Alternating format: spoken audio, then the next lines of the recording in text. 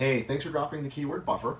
I wanted to give you something practical here because a lot of brands in the tactical, firearm adjacent, knife, medical space, preparedness, you try to run traffic straight from their main social media brand and then act surprised when ads get disapproved, pages get throttled and shadow banned if that's truly a thing for you, or accounts just get flagged. Right now, that's the game. Restricted industry brands often get vague disapprovals, and if you keep pushing with the same setup, you end up putting your main domain and your core social media assets at risk. This video is a do-it-yourself version of what we call the tactical buffer plan. The simple idea is, instead of sending paid traffic directly into your main brand infrastructure, you build a cleaner, simpler, compliant, aka lower risk layer in front of it all. Think of it like your digital firewall. If something goes sideways, your main business is still protected. That's the whole point here. Check it out. Keep in mind, your number one goal of putting this plan into place is to keep your organic efforts safe while you build a big ass email list to help your customers out and cash in on later on. What is the tactical buffer plan? Let's scroll down and find out. It's a set of meta-friendly socials, Instagram and Facebook. They're attached to a also meta-friendly landing page just used for your paid ads. What you need to do this whole tactical buffer plan, like I said, you need to have a meta-friendly Facebook and Instagram page for your business. You need to have a clean URL, which means if your company's name is briansgunsandknives.com, Facebook doesn't care if you're just selling books about guns and knives. They're going to see the URL and say, hard pass. You need to go to Namecheap or somewhere else, spend $10 a year, pick up a clean URL to use. On the back end of this, you need to make sure you have an email system. Use MailChimp, Brevo, or Klaviyo. They all have their great pieces there. Shoot me a message if you want a recommendation for your business specifically. All this has to be tied into the Meta Business Portfolio, business.facebook.com. If you type that in and stuff shows up, you're halfway there.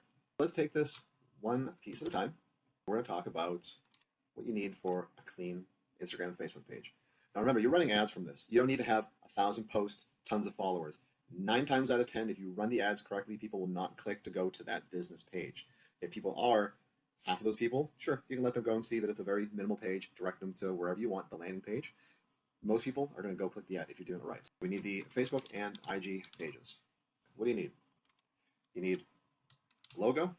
You need link to the landing page, we'll call LP landing page, for Facebook cover photo. That's really it. You can go into the Facebook page and the Instagram profile, we'll even type it in there, IG profile build out. Type correctly. So you can put all that stuff in so people can maybe call you if you have a phone number, email you or something like that. Get the contact information out there. Maybe make 1 or 2 posts if you want. You can do 0 posts and still do a really good job with this setup. Once that is done, next is your URL. Already talked about that, so we're not going to type it through. Just make sure it doesn't have any flags. Where do you put this URL? You put it on your landing. I have way too much coffee today, so you'll see some spelling mistakes. It's going to be great. On the landing page, it has to be simple. So we're going to tell you exactly what you need to do without overdoing it or thinking about it. You have one headline. This is going to solve one core, I told you, promise has been fulfilled. So on your ad, if you say, hey, click here to get the top 5 drills for dry fire. This is the promise you fulfill here. Add a couple bullet points about the thing they're going to get. Next is one call to action. Don't go crazy here. If you have courses you've done, certifications, reviews that you can post, put some trust builders in there. And we're putting this, I'm building out for you as if you're building out the landing page. Headline goes at the top. The core promise is to drop your email in, click here to get the thing I'm telling you to get, and the call to action underneath it. Everything else is just like that. What else do we have? Trust. No giant menu, no clutter. Don't have this thing scroll and scroll and scroll. Simple. That is your landing page. I'll show you an example. Let's see. We use swipepages.com if you ever want to take a peek at that. This is live, so let me go to preview. Hopefully this all shows up here. It might not. There's a pop-up. Fantastic. It's not going to scroll all the way up, but here it is. Headline. Little image, couple bullet points. Get your copy now. When you click this, you'll see it'll shrink all the way down to the bottom. I built this out a little bit more. A couple more bullet points, call to action, a little bit of information, some trust builders, more bullets. This is honestly a little overboard. You can simplify this a lot. All these call to action buttons drop down here. Hit this, email, ask for name, phone number, email, but make the first name and the email be the required items. Let's bounce back and start doing some more stuff. Another thing let's talk about here is branding. Meta-friendly branding. I think everyone here can understand that you're going to see a lot of companies out there that have sweet-ass skulls that maybe have guns and knives on them. Meta's going to take a second look at that. They're going to look at you with some side eye. So needs to be, I'm going to call it just kid friendly. Meta's a bunch of kids, aka Meta friendly. If you do have that badass logo of a skeleton giving the middle fingers with guns blazing in the background, makes a great t-shirt. Let's make it a little more meta friendly. Maybe some thumbs up, something like that. Start adjusting your brand smartly here. When you start using all this for the main piece, running ads. This would be such another raw video, man. I'm just going to go with mistakes. Lead with value. Remember, when you're running these ads, whether you're selling a physical product or an in-person service or a digital service, you want to become the authority. When people are seeing your videos on these ads or you're seeing the static images or going to the landing page, you want people to say, this person or this company really knows their shit. I want more from them. Lead with value. Here you can put more trust builders on the ads if you want.